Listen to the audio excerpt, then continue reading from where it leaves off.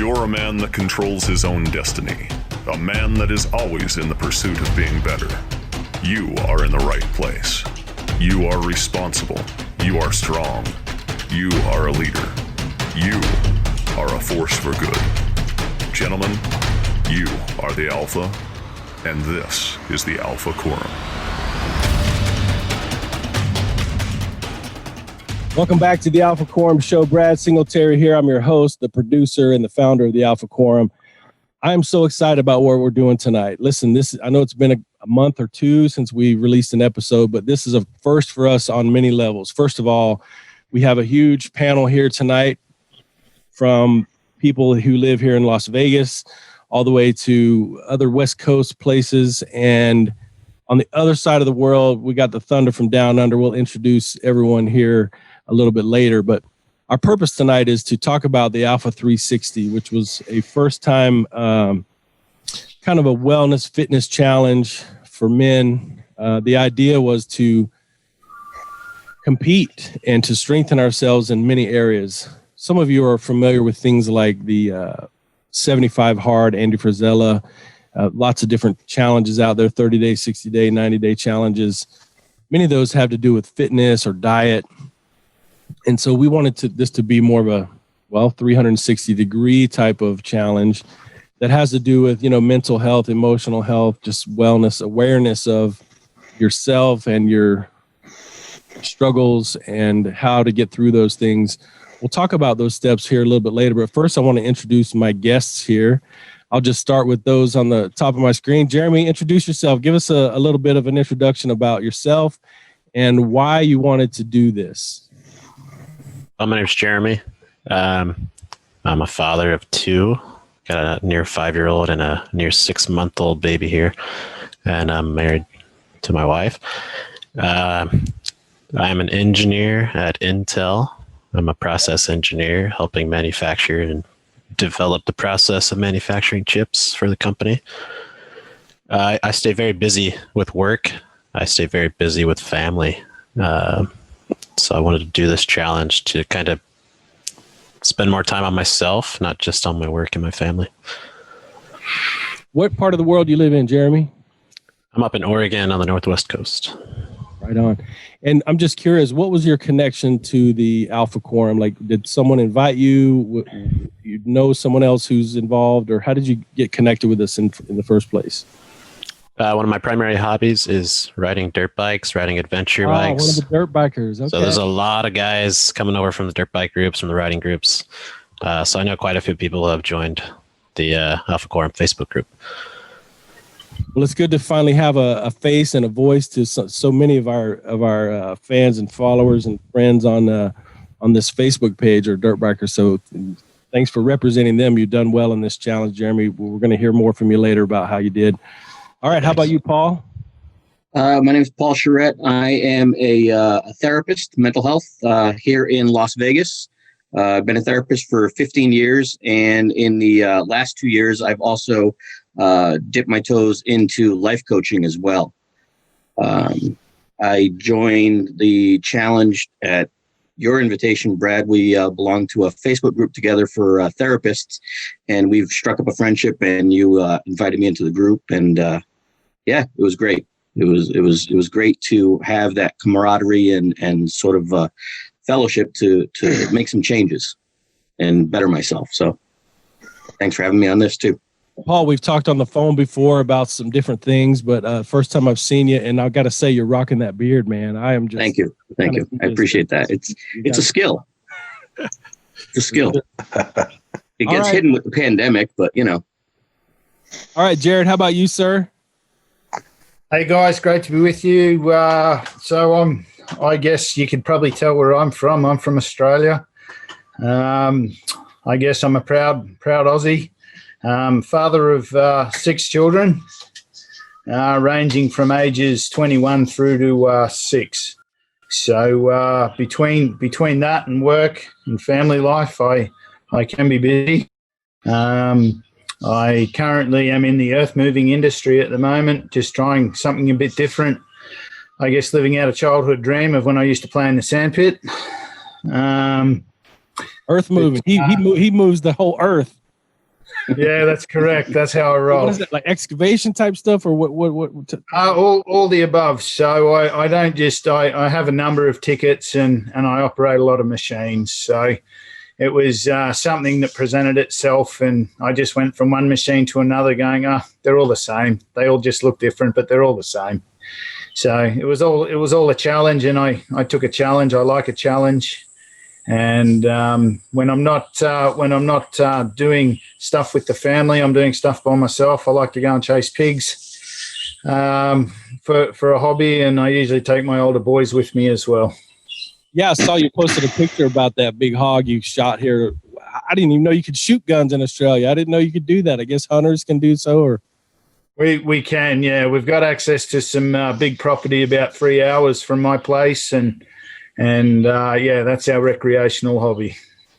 Right on. All right. Thank you for joining us here, man. So it's like 6 o'clock on a Saturday night here, or maybe almost 6:30, but it's what, noon, 12:30 over there. And are you in Brisbane? Yeah. Brisbane. Yep. Brisbane. Is that Queensland? Queensland. Shit. All right, Michael, how about you, sir? Okay. I'm Michael. I'm a husband. I'm a father of 5 kids. All 5 of them are adopted, all different races and creeds and colors. We consider ourselves the United Nations in Henderson, Nevada, because we got them all here. I'm a drama teacher. I've taught in the school district here for 21 years. None of those years I was a school administrator. After those 9, I repented of my sins and went back to teaching theater because you have to, yeah. Anyway, and I joined because of Brad. Interestingly enough, Brad actually helped us with the adoption, the final part of the adoption of our youngest child. And that was 16 years ago, I believe. Wow, that's crazy. Yeah. When you did that, Brad. So anyway, yep. Thank you for joining us, Michael. Yep. How about you, Mike, in Vegas? So I am, live in Las Vegas. I own a catering company. I've got 5 kids. They range from 26 to 12. And then we also have kind of 3 kids that we've kind of adopted along the way. Our girls' best friends, so they've lived with us at the time. I know I got introduced to the program. Brad told me about it. I work with him with their group, and he was doing this challenge, and I said, "Yeah, let's go for it." I like to do a lot of different things outside of my family, and this was just an opportunity to continue to improve myself so I can give more to my family. Right on. Thank you for introducing yourselves, everyone. I'm curious if you don't mind sharing how old you all are. Jeremy? I don't know if you said that. How old are you? Yeah, 32. 32, Paul? 47. 47. Jared? 44. 44. Michael? 56. 56. And Mike? 52. It looks like the fittest one here is maybe the oldest one here, Michael. I think you're probably the fittest. And by the way, we have we had a little we've got a Discord server. I think that's what it's called. And Michael on the Discord server shared a couple of shirtless pics flexing in the mirror, the old mirror selfie. And unbelievable how fit you are, sir, for your age. I've got like 12 years to catch up to you, so maybe I'll get there.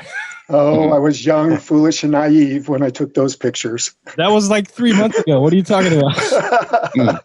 Well, I was younger and more foolish and naive-er. All right, so just tell me. I want to just have you share with me some of your thoughts about this whole thing in general. So what we had here is a challenge that consisted of things. We try to pull things in from the Red 9, and the Red 9, those are just things that I believe make us stronger men and allow us to be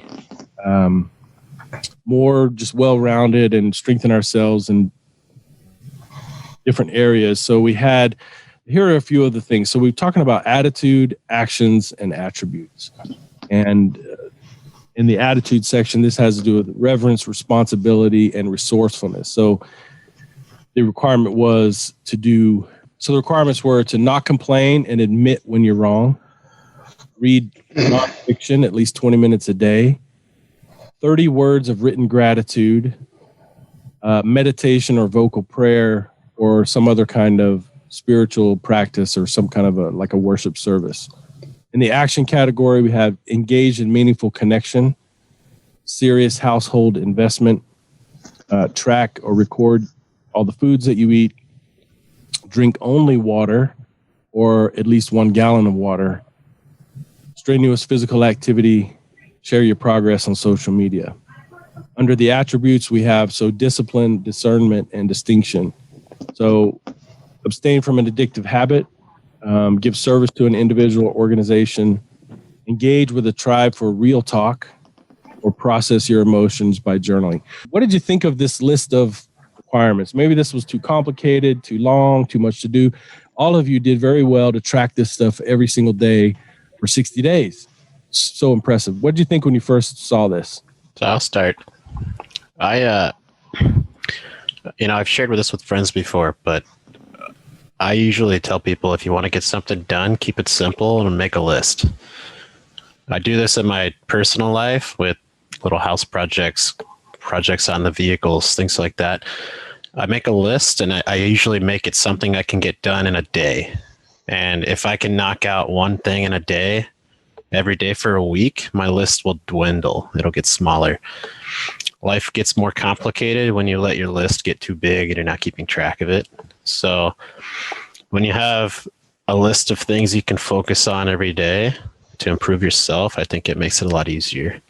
Yeah, I was just going to say, I just thought it was, I guess, a good kick in the pants for some of it was for me to realize that for some of it, I was doing it without actually acknowledging that I was doing it, and I guess, a chance to probably better myself and better my habits that I'd already formed that just, needed a bit of fine tuning. I love that. I love that perspective. Paul, you were going to share something. Yeah, I liked how inclusive and all-encompassing it was. All the different categories.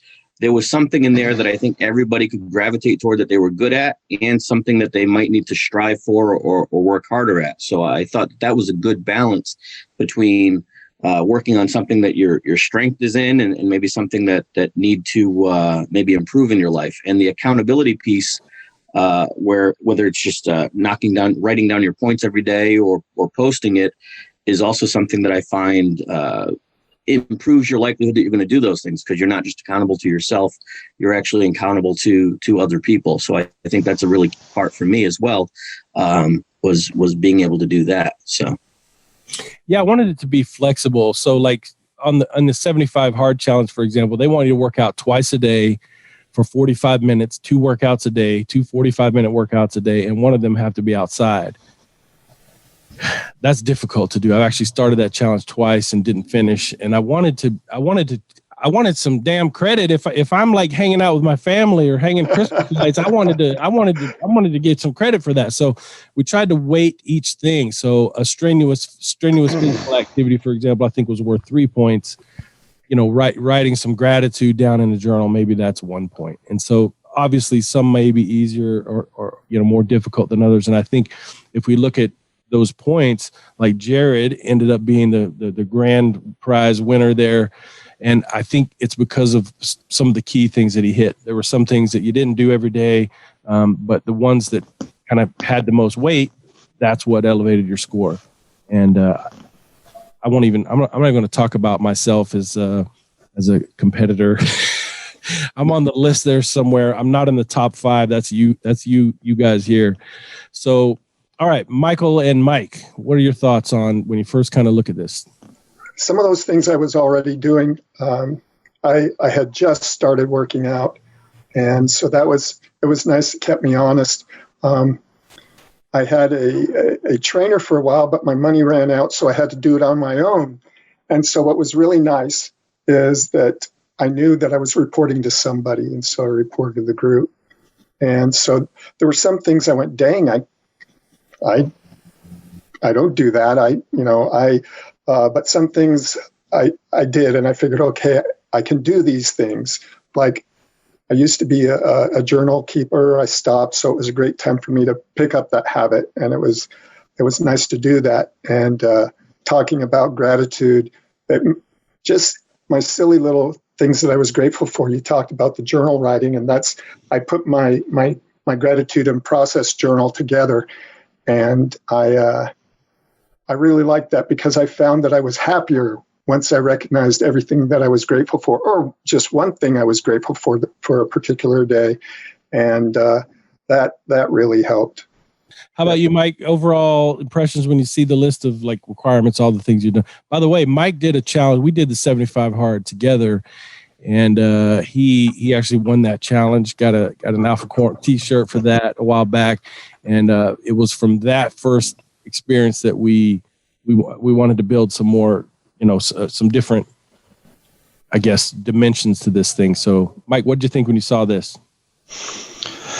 I liked it because it seemed to me like I was doing a lot of that stuff, but there was some days I'm up at 5 o'clock and I'm running all day long. It's 10 o'clock at night. And, I was like, oh, I haven't had the meaningful workout, or I haven't done this. And it just, rather than going home and watching TV for an hour before I crashed again, it was like, I'm going to go work out. So it was me just being honest and realizing that, I can either trade personal time doing something positive, or I can trade personal time vegging in front of a computer screen or in front of a TV. And so it keeping me honest like that and just really focusing on me rather than on strictly entertainment. And also, I also do a lot of work with men, and, I go to meetings most days. So it was great. One of the aspects in there was working with a group of men and kind of doing self-help and self-development. So I was grateful that was in there because it made me realize the benefit of that. And probably the biggest thing is I'm a chef. So you follow a recipe, and at the end, hopefully you get a good result. And whenever I do challenges like that, if I follow the recipe, at the end, I look and see if it's a worthwhile result. And sometimes I question what's the recipe, but if I follow it, then either I find out if it's good or not. And as I followed this program, I realized, there was a lot of really good things about it. And I saw myself stretching, and I saw myself keeping on task a little bit more than I would be otherwise. And that in itself was a rewarding process. So in this challenge, what did you begin to do that you weren't in the habit of doing before, but you found a lot of fulfillment from that? For me, it was journaling, actually. So I like to write. I'm an introvert, actually, and so writing comes easier for me than speaking and sharing my feelings and so forth. And one of my problems in the past, I've gotten in a lot of trouble with text messages or things I post on social media. And I need to do that. I need to write, but it's not always something that I should share publicly. And I guess I'm an open book, and I've done a lot of that, and I think it's good to do some. But I needed a place where I could really just kind of dump my feelings, and this may be a paragraph. I use the app. I think it's called Journey. I just found it for this challenge, and that was really meaningful for me. The journaling part, that's one that I wasn't really doing ever, that I found most fulfilling. How about you guys, Jeremy? One of the aspects was meditation, I think, was an option on there. Yeah. Mindfulness is another way to say it. You can ask my wife, she'll agree. I'm pretty active. I never want to sit still in life. Like, I'm always doing something. So taking some time to just unwind, think about the day, think about the progress I'm making on the challenge, that was good for me. And just taking a moment to breathe. I think it's good to be active and, be productive on a daily basis, but I think subconsciously it takes a toll on you. It's a bit stressful. So it's just good to take a moment for yourself, I think. Describe that a little bit. Like, I'm guessing a lot of these dudes they don't even know what meditation is and never tried that. So for you, is this like, you're sitting Indian style on a bamboo rug? I mean, what are you, listening to, like spa music, or how do you do? What was your method for that? Personally, I've got a couple yoga mats. They're just comfortable to sit on or kneel on or whatever. Just take a moment to sit down, relax, close my eyes, focus on my breathing, think about the day, think about my goals for tomorrow. Thinking about things I might have done wrong today. Did I make a mistake? Did I overreact to someone? Did I get upset with somebody when I shouldn't have? Those kind of things. Just thoughtful process. Right on. How about you, Paul? What's something that you found most fulfilling that you weren't really doing at all before? I think it's easy to come home and complain and think of all the things that went wrong in your day and what's going wrong in your life and the world and so on and so forth. But to take the time to be grateful and write down that gratitude and what you're thankful for each day and take a moment out to think of what that is, whether it's personally or professionally, and then seeing it down on paper and actually reflecting on it and kind of reviewing the patterns and whatnot and saying, wow, there's a lot for me to be grateful about, has been really rewarding. And it's something that I plan on doing moving forward, kind of keeping a running journal every day or a running tally every day of at least one thing that I'm grateful for in my life, especially in these times where things are just so chaotic. That's been really helpful for me to kind of get through the day, the week, the months, and kind of just see some light at the end of each tunnel every day. So that's been great. Right on. How about you, Jared? Yeah, look, for me, it was probably, to be honest, engaging more with the family. Yes, I was engaged in what the family was doing, but was I really engaged, or was I just merely a presence? And for me, I guess it was, having a look at where I was and being actively involved, being actively engaged. Yes, I was there. Yes, I was doing things, but I'd always probably be thinking to myself, I'd rather be in other places and doing other things. Rather be hunting hogs or something. Yeah, that's it. But it was a chance to reevaluate well and truly and get my priorities right and be able to set them back to where they needed to be. Did they notice? Did your family notice? Well, first, I guess, let me ask, did they know you're doing the challenge? And did they say like, wow, Dad's, he hangs out with us a lot more. He's more involved. Did they notice it?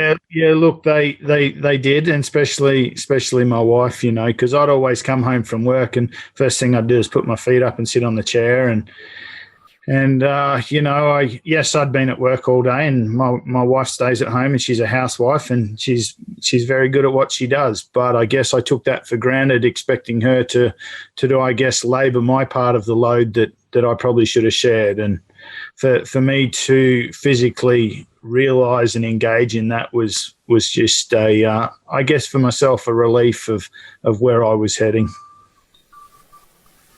Right on, man. How about you, Michael? Something that you started to do that you hadn't really been doing before that meant the most? Oh, geez.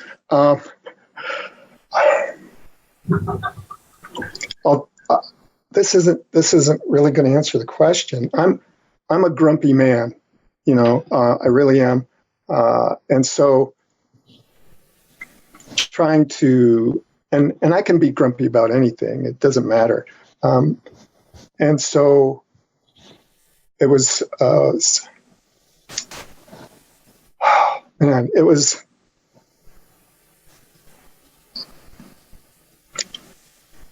I think it was Paul who said the writing gratitude, because I don't do that a lot. Or I mean, there are times I say thanks, or I stop and go, oh, but just, I mentioned I'm a teacher and I teach theater, and not just acting, but I also teach how to build sets. And how do you teach kids how to build a set for the stage? How do you do that online? The kids need to get their hands dirty. They need to bang their finger with a hammer. They need to see what it's like to actually pick up and move things, how to run a light board or a soundboard. And so as I was writing things that I'm grateful for, okay, this is silly and I'm going to start crying and I don't want to. I was so grateful for this challenge because not necessarily the 360, but it was the 360 that allowed me to do this. So yes, but I'm grateful for the challenge that I've had this year. And 360 made me aware of it, that I now have to teach it this way. And so I got to learn more. I got to learn my craft a little more. And so that's one of the things that I really appreciated, was looking at the gratitude. And I found, and my family found too, that as I was, Nisa, really my wife, was the one that she saw that I wasn't as grumpy, wasn't as, and I really think it was because I was writing every day, recognizing every day what I was grateful for, even the things that are challenges like stupid COVID, There you go. It's amazing to me how many of you are talking about family stuff and how this, even though this is you focusing on yourself and on your own emotions and coping with that stuff better, the outcome affects so much more than just yourself and is affecting family members, your household. And it's impressive. I'm really glad to hear this stuff from you guys. How about you, Mike? You know what? As I was listening to everybody else, and those are all really good takebacks from the whole thing. For me, it was really just, I generally don't complain, but if I don't think about not complaining, then it's out of my mouth before I actually realize that I'm complaining. Automatic. So it was one of those things where I had to think to myself, okay, if I'm truly not complaining, then I went into every interaction looking for my part in it and kind of what I might have done wrong, or being, I guess, open-minded and objective in every interaction. And as a result, I found myself catching myself mentally complaining before it came out of my mouth. And for me, that's the hardest thing, because once it's done, I can't take it back. And then I'm in the doghouse, or there's making amends, or I'm sorry, or I didn't mean that. Where this was a great challenge for me, because in most interactions, especially with my family, I really was about, okay, let's not complain about this. Let's talk about this objectively, because, and that really made a big difference, was just going into it with the mindset, I'm not going to complain. Let's get the facts, and then let's figure out how to solve the problem, rather than solving the problem and nagging them at the same time. So for me, that was probably the biggest. And it was great, especially in the holiday season. My kids were coming back from college. There was a lot of things going on, and there wasn't really any fights at all this holiday season, when there usually is a couple. Just when you get a bunch of people together, you're going to have disagreements, and usually that comes from complaining at some point. I don't know if this is the same question, but I'm having another curiosity, I guess, and it has to do with experiments that you did with this. So like something that you only did it because it was in this list. You never really attempted this before. You weren't a big fan of it at all. You felt silly doing it, but you just kind of made an attempt to take one of these actions. Anything come to mind that you just really stretched yourself to do it, even if you didn't continue it through the 60 days, if you just made some heroic effort? Oh, look, Brad, I don't think it's so much, making the effort. I've always been taught, if you stretch yourself far enough that it hurts, that's when you begin to grow. And for myself, it's always been that philosophy. And it's not so much that, all these things were new to me. Sometime in life, I have seen pretty much majority of what was on that list. I guess it just purely gave me a focus to be able to exactly assess where I'm at in life and gain some refocus to, I guess, stretch myself to do the things that I probably wouldn't normally do. Okay. Anybody else? Something that you really had to reach in order to attempt? I would say similar to what Jared said. Each individual item, we've all thought about at one point probably, but the challenge was doing all of them at once every day.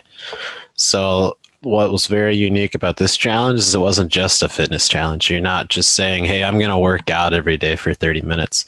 You got to pick from each of the 3 categories and you got to hit them all. And doing that every day for 60 days is challenging for sure. Wow, I love it. So just being intentional about how you're going to spend your time, what you're going to focus on, kind of choosing the thing that you're going to...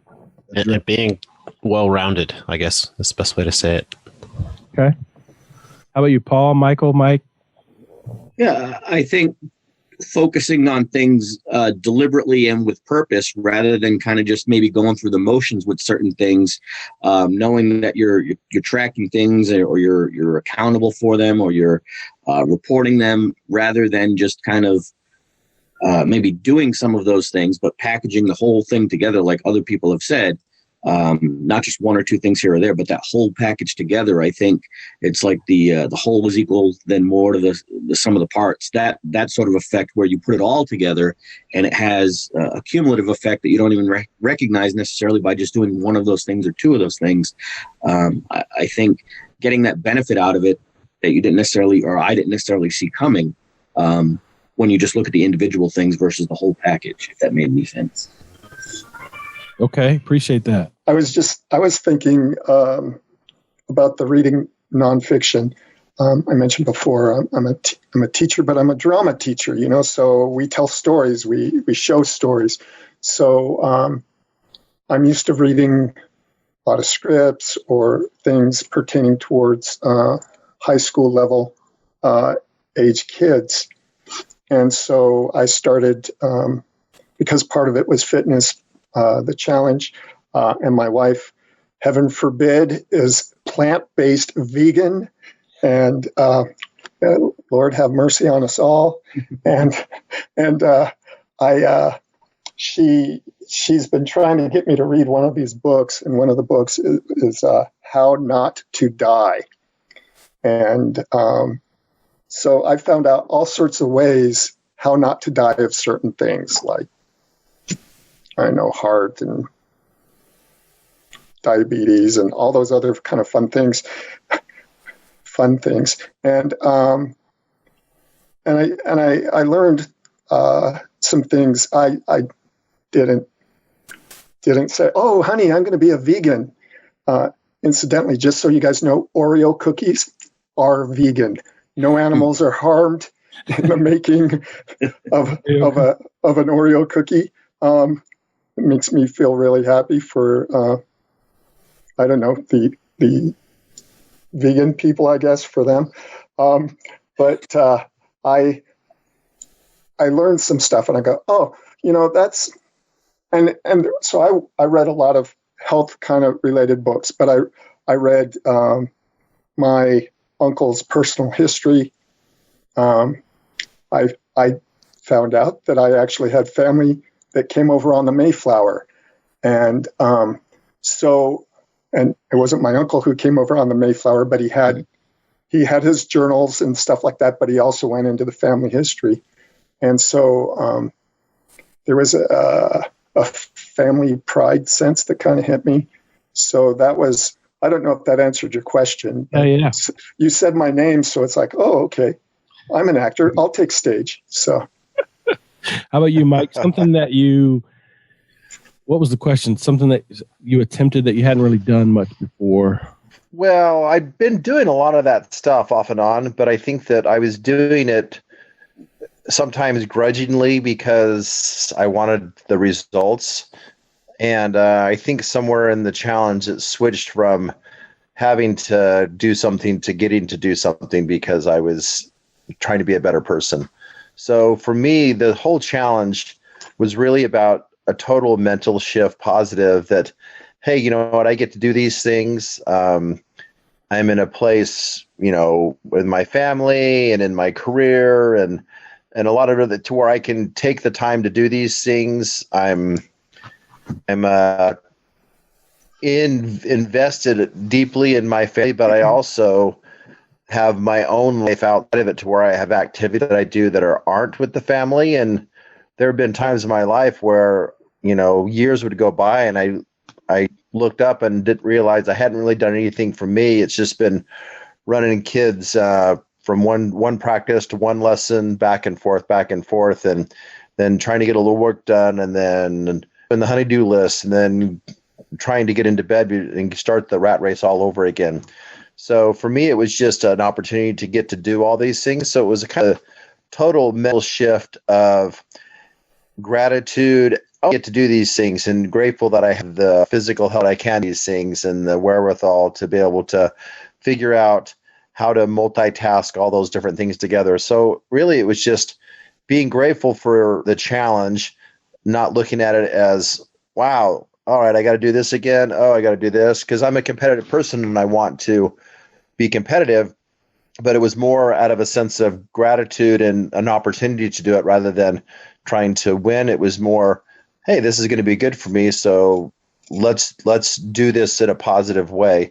And I think that's really what the big takeaway for me is doing the task in a very of, oh, I get to do this, I get to do this, and benefit from the results. Cool. Appreciate that. So I'm curious about the physical aspect, the diet, the water, and the strenuous physical activity. That's something that I did well with the water. I didn't do quite as well with writing down my foods. I've struggled with weight throughout my life. I actually had weight loss surgery. What was it, 3 or 4 years ago? And was on Weight Watchers and things at different times. And one of the things I found most helpful was just to write it down. If I can track it and record what I'm doing, that's where that kind of came from. That's the magic of something like Weight Watchers. Whatever you eat, just write it down. It increases your awareness, and you're tuned in to what you're putting in your body. So talk about food, water, the strenuous physical activity, and what'd you do? What kind of things you do? We'll wrap this up here in 10 or 15 minutes, but I'm just curious on the physical part, because there was it was kind of weighted heavily toward the physical activity in that section. So go ahead, Jared. Okay, cheers. I was just going to say, probably the water challenge was probably the hardest one for me. It's never, I guess, water's never been part of my strict diet before, but I guess my background of being a tradesman used to, I guess, start the day with a can of Coke and a pie and a sausage roll. That was breakfast, and for me, it kind of kicked a habit where I had to have some sort of sugar stimulation during the day, or as soon as I got home. But for me, this has probably been the really, really best part of the challenge. Is I have comfortably, towards probably about the middle of the challenge, being able to consume the gallon of water. So, do they talk about gallons, or do you go by liters, or what? We go by liters over here, because my understanding is a gallon for you guys is about 4 liters. Well, yeah, around there, 4 liters. Yeah. Yeah. So yeah, for me it was 4 liters of water a day, and to start with it was quite I guess hard to stomach, but now that's all that my diet consists of is now water. Oh, nice. Yeah. Anybody else do only water? Like, so not just a gallon a day, but you only drink water? I wasn't able to do that. Most days I got the gallon of water in, but did anyone only drink water? I would say because of working out, I was told to take a lot of protein, and so I drank a lot of protein kind of things because I found it was easiest. I don't live plant-based, but obviously it's a big part of my life because of that. So I did supplement with like protein shakes, but I put so much into the protein. I felt like I was eating more than, I'd throw in stuff, but I still did the gallon of water. In my house during the summer, we force our kids to drink water. They don't ever want to drink water. And so we have glass glasses or glass mugs, and we found that you could use a Sharpie on the glasses and just take tallies or hash marks on those glasses. And so we knew, okay, we've had that much water today. And so that's helped us in the past. I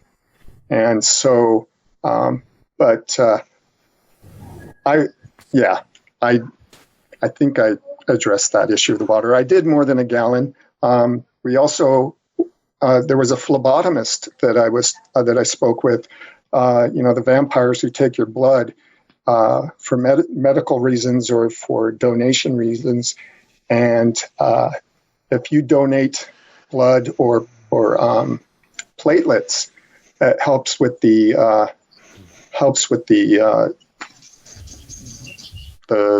draining of your blood, I guess, and it goes a lot faster, especially if you do platelets. Platelets can last a couple hours.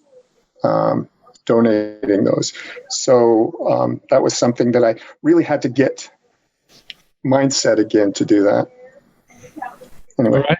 Other guys, physical stuff, the diet, monitoring your food, gallon of water a day, or strenuous physical activity. Yeah, for me, the drinking of the water and the kicking the bad habit kind of went hand in hand. It's difficult. I find it challenging to drink the water, and unlike Jared, I haven't actually kicked my Coke habit yet. So that drinking the Coke every day was something that I found throughout the challenge was something where I would fall off. And it was that challenge of giving up the Coke and drinking the water instead. It was probably my most consistent challenge throughout the challenge. So it gives me something to continue to aim for, because I know it helps decrease weight and all those other things as I see my weight expanding. It gives me something to aim as this challenge is over. But it was something that I struggled with throughout the challenge. Okay, Jeremy, Mike. Yeah. So the fitness aspect, there were primarily 3 items: water, food, and working out. The water thing, I sort of had a head start on when I was younger. I drank a lot more Coke. Everybody likes Coke. Boo Pepsi, right? But, in the last 5 or 6 years, I started realizing it's wasteful to be drinking calories, right? We all have a waistline we can improve on. Why drink calories when you can not drink calories, right? So I started drinking diet soda. It's a step in the right direction. It's not ideal. And then 3 to 4 years back, I'm realizing before COVID, working on site at work, we have access to free soda, all we want. I'm still drinking diet, but I'm starting to say to myself, for every cup of soda, I should at least be drinking a cup of water to try to take another step in the right direction, try to get more water intake. And, trying to get more and more water per unit volume of soda, essentially. That's the direction I was heading. So going into this challenge, I definitely was taking in more water already, but I wasn't tracking it. And so with this challenge, I started to realize what a gallon means. I have a cup in my kitchen. Roughly 6 of these cups is equal to a gallon. So actually, here you go. Cup. I simplified it. I got to drink at least 6 of these every day to meet my goal there. I don't think there was a single day in the entire 60 days where I only drank water. I do need a little bit of caffeine because, like I said earlier, I'm always on the move. And yeah, I'm addicted to caffeine. Most people are. Everybody drinks something. Serious, me too. That's my New Year challenge. That's my next thing, is the only water. That's what I'm really pushing for next. How about you, Mike? Physical aspect. I found that as about 18 months ago, I was probably 70 pounds heavier. So I've lost a ton of weight, and part of that was exercising and drinking water. And so water was kind of a habit that I'd formed into. But as I increased my exercise to more strenuous, it seemed like I was craving the water, and all the other things I didn't screw at all. So those weren't that difficult of the challenge. Watching what I eat, that's a tough one, because I cook for I cook for a bunch of vegan, vegetarians, and regular people every day, probably anywhere from 60 to 90 meals a day. And so I cook all this really good food, but then I find myself grabbing a thing of donuts and eating it on the way as I'm delivering it. So I didn't really good job of tracking my food. I don't really track it that much because I'm constantly working with food, tracking it. It's just a little bit onerous, but I figured that I did a few days, and when I did that, I felt good about myself. That's probably the hardest part of this challenge is just, I'm food so much, so it'd be like somebody who works with IT to limit the number of hours they spend on the computer each day. It's or to track it, because I don't think about it because I'm around food so much, constantly tasting, and honestly, the hard part is that I don't eat all day long, because once I'm cooking it, I smell it, and my body says, "Oh, you're already eating it because you're smelling it," and then I realize it's 10 o'clock at night and I haven't eaten anything all day long, and then age isn't good for my waistline. So that was probably the hardest part of this challenge, is just the tracking of the food. The water and the strenuous exercise I really enjoy, because for me, that's my downtime for the day. I wouldn't say that's my meditation time, but in some respects it is, because I get plugged in with a book. Mostly it's nonfiction, and I'm multitasking. I'm exercising, reading a book, or listening to a book online, or talking to friends, or catching up, or something social. So for me, the exercising was just really, if I don't exercise each day, then I'm just not a happy person, because I incorporate so many things in just getting out and exercising. What about the physical activity? Strenuous. So in the 75 hard, they talk about 2 workouts a day. One has to be outside, 2 45-minute workouts a day. That's of course I would love to get to that point where I could do that, but I'm just wondering what kinds of things you did to improvise or to make it work. You've got families, you've got children, you have jobs, and you have, whatever limitations you may have. How did you adapt how did you get some of that done, given ordinary dude life where you've got responsibilities? You can't just be a gym rat all day long, maybe. So how did you handle the time that it takes to be physical? And just curious what kinds of things you did on the physical activity. For me, you know what? It's I walk, and I usually try to get a 4 to 5 minute mile. We're not 4 to 5 miles per hour. And sometimes I traded sleep for walking, but it's funny. But the next day when I wasn't as vigorous, and I didn't have as good a day, or I didn't sleep well. So I was perfect in the exercise for the challenge, just because through past experience, if I don't go out and do something vigorous, then I just don't feel as good the next day. So for me, it really was walking, and I always do that outside. I don't like the treadmill.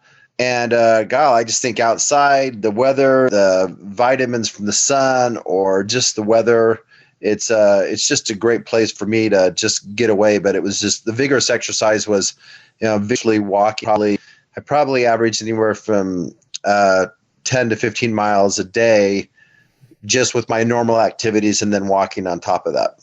Goodness gracious. Okay, I'd say that's pretty strenuous. 15 miles a day. You're doing pretty good. Look, for me, I had to make it fit in during the day while I was at work. So for me, I'd actually physically get myself out of the machine, and I would jump on a shovel. I would jump on the manual labor side of things, and I would exert myself. That was probably the best opportunity that I knew I would have. So that's what I had to do. Moving the earth manually. There you go. Yeah, that's it. Exactly. Taking advantage of the opportunity that was already there. Yes.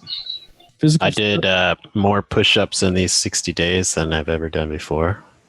Oftentimes I'd find myself doing it after 10 or 11 o'clock at night, where I'm saying, I've been busy all day, but I haven't checked that item off the list yet. And unlike Mike, here in the Pacific Northwest, we don't get a lot of sun, especially this time of year. So fortunate for you, you have some sunlight, but it's wet here. It rains a lot. So I have a treadmill. This is a very multi-purpose room I'm in here. Got my office, got my wife's office, and a treadmill on the other side of the room. So this is where it happened.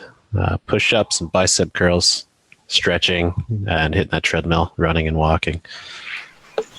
Dude, if you do that, you're going to have a healthy life. I mean, that's we sometimes. I know I try to overcomplicate things like that. I'm like, okay, I got to join CrossFit, but I haven't done any exercise in 15 years. But I need to start CrossFit, or I need to do some crazy thing. And sometimes you just walk, you put your hands on a shovel, you pick up some dumbbells or do some push-ups, and it just doesn't have to be that.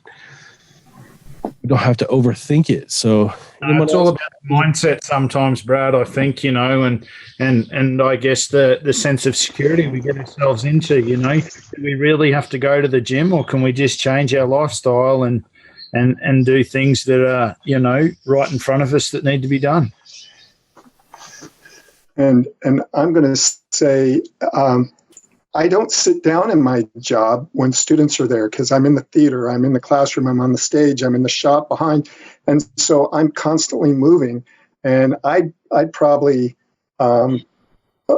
last school year before the shutdown, I was getting easily 25 kilometers, because that's what my little thing was set to on my phone, easily 25 kilometers in a week's time, just going around and around on the school. So now I'm sitting down, and my wife has said, honey, you need to work out. We like you better. And so she didn't. Not so grumpy when you work out. Is that what not so grumpy, and I don't chew out the kids as much. And so really, I needed a gym, and gratefully they're really inexpensive ones here, and I knew that I wasn't going to do it right if I didn't have somebody accountable. So it was just a few weeks before the 360 challenge is when I started, and I wanted to make sure if I was going to work out that I wanted to do it right, that I didn't want to strain anything. 56 isn't old, but the fact is my body, when your doctor says to you, you're not young anymore, thank you very darn much. And so I wanted to make sure I wouldn't screw it up. So luckily I was able to afford 15 sessions with somebody. And now I'm doing it, and it also helps any physical thing, having accountability, the 360. But now I have a buddy that I go work out 3 days a week at the gym, and he just wants to, he doesn't want to turn into Arnold Schwarzenegger. He just wants to be fit. And one thing that he discovered when I told him I was tracking things, he didn't change his diet. He just started tracking, and he lost 10 pounds just from a couple months of tracking his diet, because he became aware of what he was eating. But he didn't change it. I mean, he didn't stop eating this and start eating that. He just realized, oh crap, I don't need 7 donuts when 6.5 will do. And Paul, how about you on the physical stuff, strenuous physical activity? Yeah. So for me, things have changed over the last couple of years regarding physical activity, exercise, things like that. Prior to 2018, I was walking probably 2.5 miles every day at work, going from building to building and seeing different clients. And in 2018, at the beginning of the year, I had a spine surgery to correct an issue that I've had since birth. And so ever since then, walking and physical activity has been more difficult. So even, in fact, at work, I now have a motorized cart to get from place to place, which on the one hand, saves me on one hand, and it kind of increases my durability and whatnot. On the other hand, I'm much less active physically. So I have to find myself walking in between groups. Stretching has become a huge part of something that's very, very important to me, and vital to trying to be healthy. I walk with forearm crutches. I've walked with forearm crutches since I was 7. So it's those metal crutches. And so it's basically lifting your body weight as many times as many steps as you take. So that's a form of physical exercise as well. So it's something that I constantly have to be aware of and be flexible with as my physical condition develops over time. And as I get older, as other people have said, I found once I hit 30, and now I'm 47, but once I hit 30, things became a lot more difficult, and it's become increasingly difficult over the years. And then while the surgery in 2018 helped correct things and it reduced a lot of pain, it's also slowed me down to a certain degree as well. So it's kind of a mixed bag sort of thing. But I've always had to make those adjustments throughout my life. 2018 was my 27th surgery. So it's always been that idea of recovery and physical therapy, those sorts of things. And it's basically just put your head down and go. Go until you drop. That's kind of what my mental philosophy has been my entire life. I'm going to go until I drop, and then I'm done. So I don't know when that's going to be. So I constantly have to reevaluate those things. And this challenge kind of challenged me to do that. That unfortunately, in my own head, it's unfortunate that for me, it's mostly about stretching and whatnot, but I've also had to remind myself the importance of that it's not about lifting weights and doing those types of things for me. It could be, but I haven't quite found that right balance of how to do that well with some of the limitations that I've had over the years. So that is some alpha shit right there. Mm-hmm. He's been on crutches for 40 years. He's doing a fitness challenge. That's pretty cool, man. Just even you're talking about lifting your body weight. That's strenuous physical activity, lifting your own body weight everywhere you go, with your arms, I suppose. I mean, it's just taking a lot of adjustment to ordinary life. And you've been dealing with this since birth. Yep. Man. You make me feel like such a slacker. Thank you for sharing. We all got our thing, Everybody's got their challenge. So I want to wrap up here in a few minutes. I don't want to keep you guys too long. I want to just talk about the last part of it. Actually, I guess two more questions. The discipline or the abstaining from something. If you care to share anything about what that was, and then what would you change in the future? Because I think this is going to catch on. I think we can maybe trim this down and clean it up a little bit, fix the process. I don't know if we want to have a start date and end date, or just people pick it up when they want to. But suggestions about what we can do in the future. But first, the part about discipline and engaging with the tribe, talking real talk with other men. I want to share something. I guess. This is pretty personal for me, and I guess as the leader of this thing, it's a little bit embarrassing, but this is, I think, what the kind of thing that men need to do. So I have a history of addiction to many different things, processes, substances, and so forth. During the COVID thing, I relapsed on a couple of my primary addictions, and it was during this 60-day challenge that I had to admit some powerlessness over that. Someone asked me about, was I powerless, which is one of the first step in the addiction recovery, the 12-step programs. And I was pretty pissed off because it was like, no, I'm not powerless. I had long periods of sobriety from this. And it took me several days to answer this guy's text message who was kind of calling me out and asking if I was powerless. So I eventually admitted that I was. Got back into my AA program and started sharing some real talk with my people, my wife, even my kids, my parents, my best friends, and people that I trust, faith leaders and so forth. And so abstaining from the addictive stuff, that was a huge one for me, and it's made probably the most difference of everything that I've done here. How about you guys? Tough things on the discipline, avoiding a habit. Some of you mentioned soda and some of that. Yeah, look, I guess, Brad, it's not just soda. For a while there, I was pretty reliant on energy drinks as well. That was a big staple in my diet. I guess, I thought I was invincible there. I didn't need much sleep. I would work constantly, and if the job came in, I'd go do it.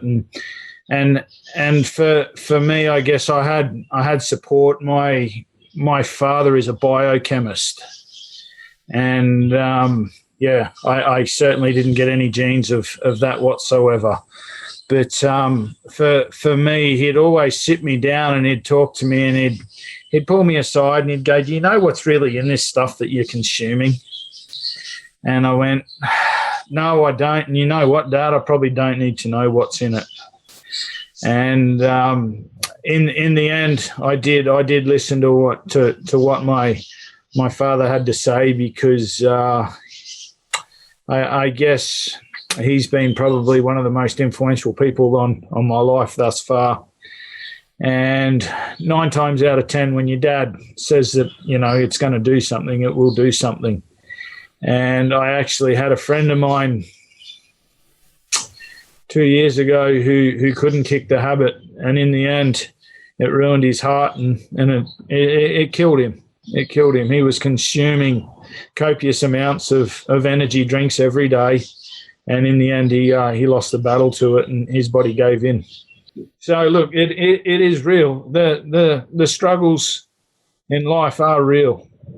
I'm not going to sugarcoat that for 1 minute, but when I've got people like my dad on my side who said, "Look, I'd really strongly suggest that you abstain from that. You don't do it." And I went, "Well, that's enough for me."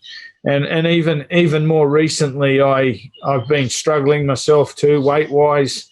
And just before the challenge kicked off, I actually was down visiting with my doctor, and I've known my doctor for probably 25 years now. And he just looked at me square in the eye and he said, "Jared, because you're who you are, I can look at you, I can tell you you're fat." His words were, "Not obese, you are fat." And I kind of found that a bit hard to swallow. And I left the room, came home, and I said to my wife, I said, "Well, I've worked out what I'm going to be in life, and that's a fat slob, because that's what the doctors told me I'm going to be." And for me, that was the kick I needed, was for someone else to tell me and see where my shortfalls were. And I guess since the start of the challenge so far to date, I've managed to lose nearly 32 pounds. And wow. That's awesome. That is diet based. That's changing what I'm eating, not eating every 5 seconds because I was bored, or I think I need to. I've been able to cut a lot of things from my diet, such as candy, or as you guys call it, candy. Here we call it lollies. Soft drinks, energy drinks, all those things that are really not good for you. And, I've still got a goal. I've still got a goal to lose at least another 24, 25 pounds. So hopefully next time you see me, I'll be half the man that I am today. Yeah. And it is a struggle. It's real. I don't care what anyone says. It was real and it was a struggle. Man, I'm not going to be able to sleep tonight. I'm still drinking these Monster energy drinks, 4 of them a day. I think on the can it says no more than 3 a day. And I think you'll find it says 2 actually. Oh, probably. Yeah, I've got a family of heart disease, and it's just that's my next thing. Some of the other things I had to stop were even more critical. But that's definitely, I'm looking to do that maybe by the first of the year, before the first of the year. So thanks for sharing that, Jared. Anybody else? Well, I'd like to encourage you, don't wait to start it, Brad. Start it tomorrow. Don't wait. As that's what I've always been taught. We're not here to wait. I've always taught to grab the bull by the horns and run with the bull, and eventually that bull will stop, and then you can do what you want to the bull. Don't wait for it to come to you. You'll have to go to it. I too, I'm in AA. My sobriety date's 9/15/15, and for that I'm grateful. But because of that, I've got kind of an addictive personality, and there's some things that are going to kill me a lot quicker than others. So there's some addictive habits that I just haven't given up, and I've tried everything to stop everything all at once, and it just wasn't sustainable. So during the challenge, I really didn't drink any energy drinks. And it's not so much about energy drinks. I just like drinking. A gallon of water is no big deal because I drink 2 gallons of water. I just like to drink a lot. I have a huge cup and I'm always got something in it. So really it's just changing my mindset to, hey, you know what? I'm not going to do soda anymore. I'm just going to drink nothing but water. hey, I don't need that second donut. I don't need the first donut to begin with, but it's just doing things in a way that these things aren't good for me, but somewhere inside of me, it's like, yeah, but you've already denied yourself of this and this and this. And are you going to keep on denying yourself? And for me, it's getting out of that mindset of denying, but more just doing the right thing. So I didn't check that box once the whole 75 days because there was always something that was addictive that I was partaking of. But they're a lot less than they used to be. And at 52, I've still got a few years to keep on kicking off those few things and not do things in excess and working toward that goal. But my first and primary focus is just to remain sober. You talked about going to meetings. So one of the things was engage with the tribe of men. And I just think, if you're going to an AA meeting several times a week or some type of recovery meeting, group therapy, any type of work like that, that's a man who's leveling up. That's a man who's trying to, be his best. And if it's a Sunday school class or an AA meeting or a men's therapy group, support group of any kind, I think that is as valuable as trying to work on your 6-pack abs. So you said you were doing that quite a bit. You got a lot of points from attending meetings often through the week. That's pretty impressive, Mike. Since the COVID, there's a lot of people who dropped out and weren't able to do that kind of thing. So there's a club that I go to, and usually, and after I get off this call, I'll go tonight. But at 8:30, there's a meeting that I chair that I'm in charge of, and I've been doing that for the last really since the beginning of February. Because if I wasn't there, then maybe somebody wouldn't be there, and somebody wouldn't get in a meeting, and then somebody would go out and drink, and who knows? That might be the last time they do that because if they could end up dying or killing somebody or doing something else. So I have to focus on those good parts and give myself credit for that, not beat myself up for the fact that, I had a couple of Cokes today. And eventually I'll beat myself up for the Cokes. But right now I'm not at that point. Yeah.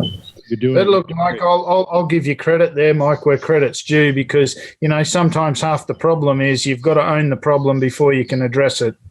And for me, it was exactly that. I had to own it before I could, address it. Often you'll sit there and go, oh, yes, one or two, that's not going to hurt. Or, you sneak your donuts in on your way home from work because, you're hungry and you can't wait till you get home. And, it's just the small things. And I think once you own it and once you find the support, and look, for me, the support has been, obviously this group's been fantastic, and watching everybody progress and follow through with it, I think was outstanding. But, to have family and, my wife support me, she'll often tell me that I don't need stuff anymore as well. And, that's kind of, I guess, where it's at for me is once you own the problem, then you can deal with it. Yeah, you're right, Jared. That's great. Anybody else on that question, or we'll go to how should we adjust this challenge in the future?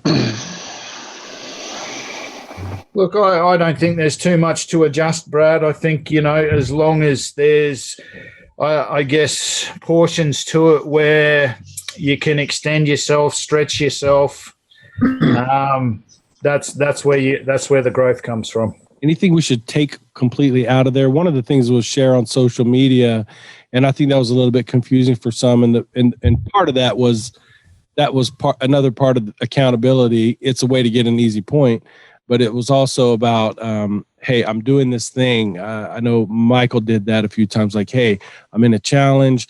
I'm journaling. I'm working out. I'm drinking water. I'm trying to, meditate, pray, whatever the things that he was doing. And it was, and I would notice his friends kind of give him a little bit of props on there on Facebook about good job, man, way to go. And honestly, part of that was hoping to kind of promote the Alpha Quorum stuff too. But anything we should take off. If I look at some of the statistics, which I'll post later in the show notes and stuff here, Look, if you like, Brad, I'll be honest. I never once, obviously tick the social media box because I'm never one to talk about myself. I really struggle in that area, and by posting things on Facebook, I rarely do it.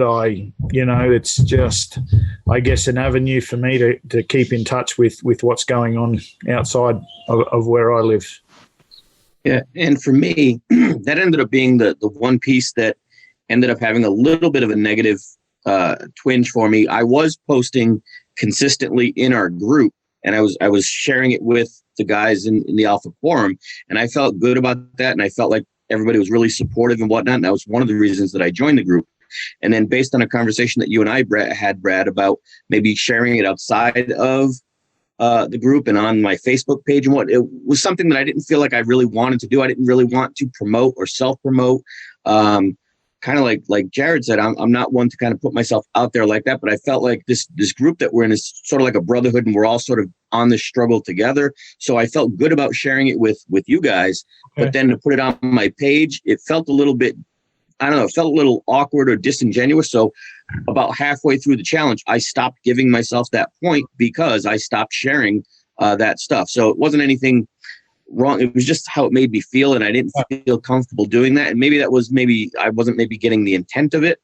And so that may be my loss, but that was just something that just didn't sit right with me. And I felt better about sharing it just with the group. So once that was kind of presented, I was like, okay, I'm not going to do that. Okay. That's good feedback. I remember that conversation, and I think to talk about, there's also, we had the Discord app. I don't know, some of you were on there, but to talk about your progress with other guys, I think that is valuable and that is valid. And this whole thing, man, I'm just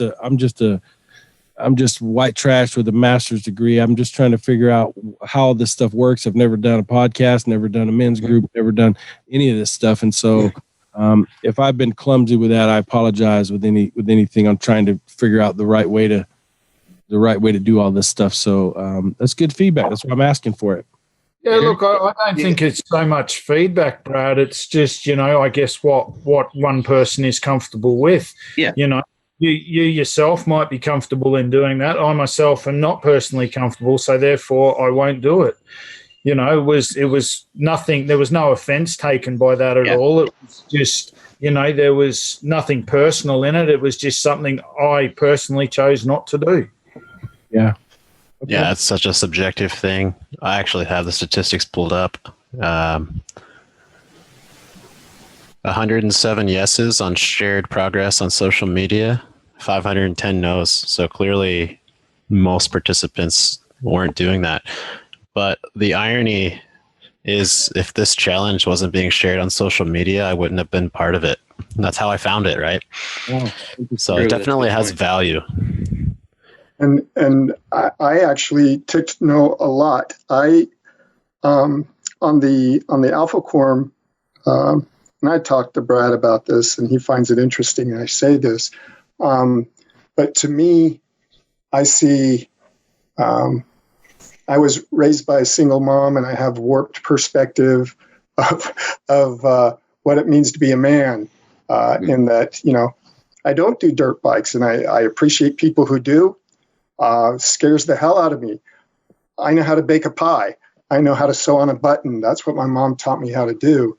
But those things that in my perspective, I sometimes I'll make comments, or I force myself to make stuff, put stuff on Alpha Quorum.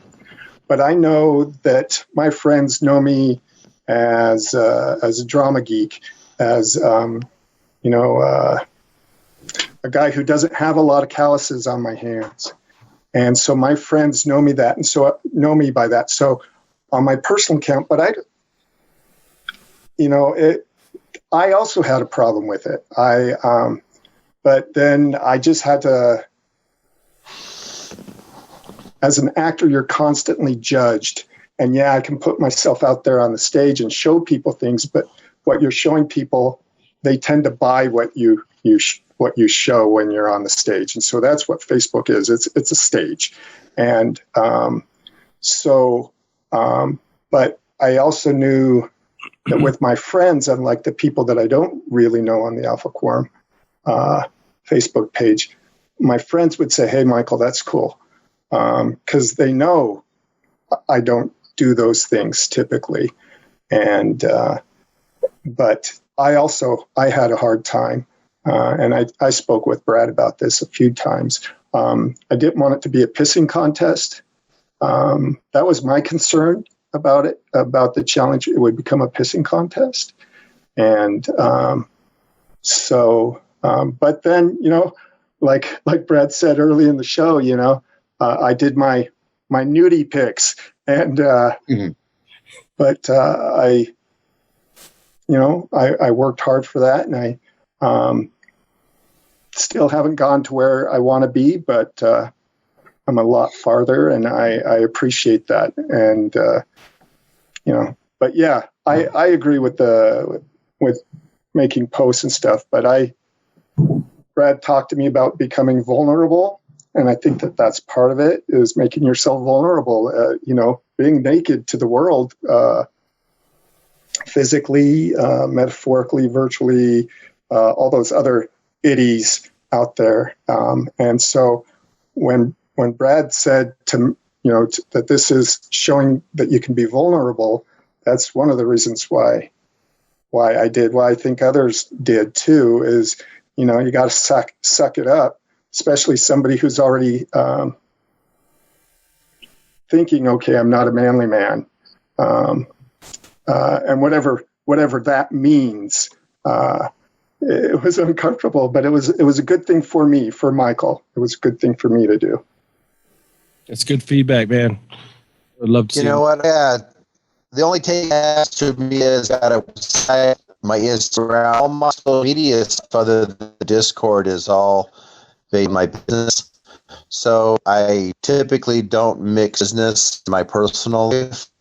Try not to, because sometimes I say things in my personal life that aren't going to do well for my business. So as a result, I just didn't post anything or did give myself credit for any of those.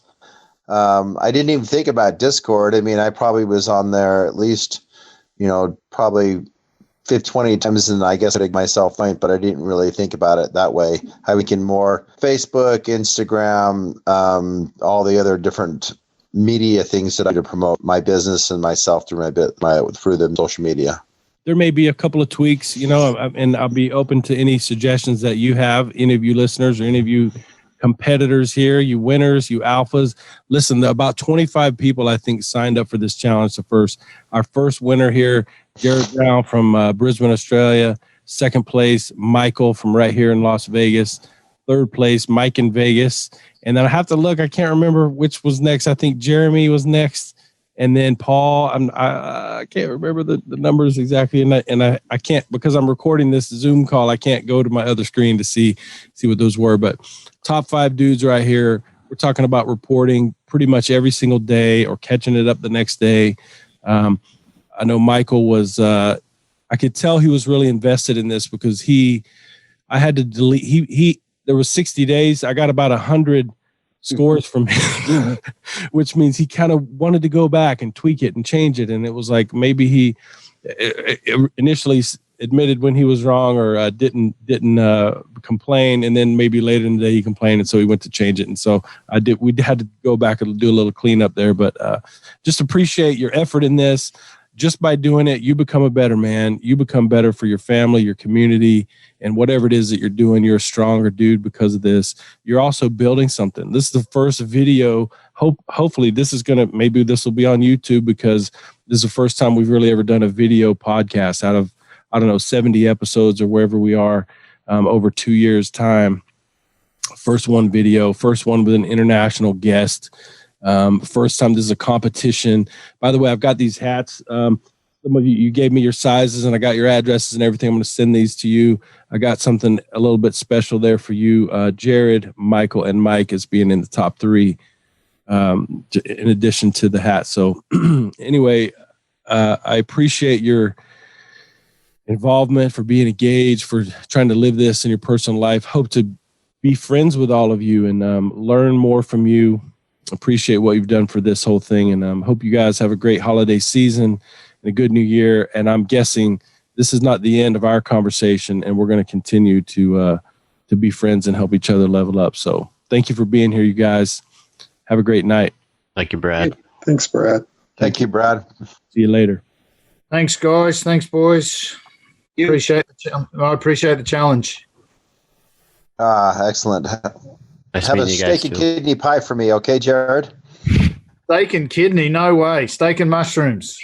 Yeah. I lived in New Zealand for a few years, so I miss my steak and kidney pies.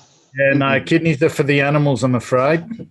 Try it. That's for the dog food. Oh, come on. Take care. All right, nice to meet you, fellas. You too. You too. Yeah, Thank you you, too. guys. Gentlemen, you are the Alpha, and this is the Alpha Quorum.